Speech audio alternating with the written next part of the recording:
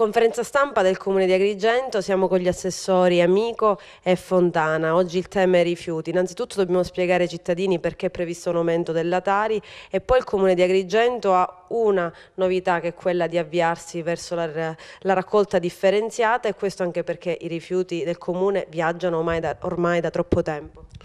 Sì, non è una novità perché noi da tempo diciamo che alla fine del contratto vigente saremmo partiti con la raccolta differenziata. Saremo ovviamente di parola, l'SRR, che è il soggetto a cui la legge imputa l'onere di gestire il servizio, ha già la gara pronta, ma ci hanno fatto sapere che ovviamente non saranno in grado per fine luglio, e quindi noi abbiamo predisposto una gara ponte che ci consentirà invece di partire con la raccolta differenziata per un anno, dopodiché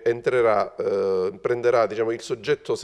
scelto dalla gara dell'SRR, prenderà in mano il servizio. Quindi noi partiremo già da luglio con la raccolta differenziata. Gli effetti benefici sulla tariffa li vedremo però probabilmente dal prossimo anno, perché ridurremo già da quest'anno in modo considerevole la quantità di rifiuti che vanno in discarica,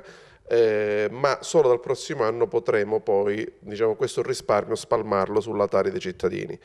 Quest'anno invece abbiamo avuto un costo in più, come voi sapete, per il diluvio di ordinanze e disposizioni che arrivavano dalla Regione, spesso, diciamo, poco sensate, schizofreniche, che ci hanno costretto per oltre 6 mesi a viaggiare per andare fino in provincia di Siracusa, quindi con dei costi di trasporto notevolissimi, e poi hanno prodotto degli investimenti che ha fatto la discarica di Siculiana, che hanno portato la tariffa da 80 euro a 143 euro. Quindi l'unico modo per risparmiare davvero è quello di ridurre il conferimento. Inoltre, quello che tutti devono sapere, il nuovo servizio, sia quello previsto dall'SRR sia quello previsto dalla gara ponte, avverrà con una riduzione del personale di oltre il 30%, che però non sarà personale licenziato, sarà semplicemente personale che verrà più omogeneamente redistribuito tra i comuni dell'SRR. Quindi sostanzialmente sia l'SRR che i sindacati alla fine hanno convenuto che il costo che veniva a gravare sui cittadini agrigentini era un costo eccessivo, e che la legge prevede invece che ci sia una tariffa omogenea in tutta l'SRR, e quindi sostanzialmente la nostra battaglia di questi mesi è servita o servirà a ottenere un risultato particolarmente importante, ma i cui benefici si vedranno nel medio-lungo termine. A proposito di costi, quanto è pesante il carico che il Comune ha dovuto sopportare quest'anno e cosa speriamo di risparmiare per il prossimo anno? Ma quest'anno il 2016 ha fatto registrare maggiori oneri per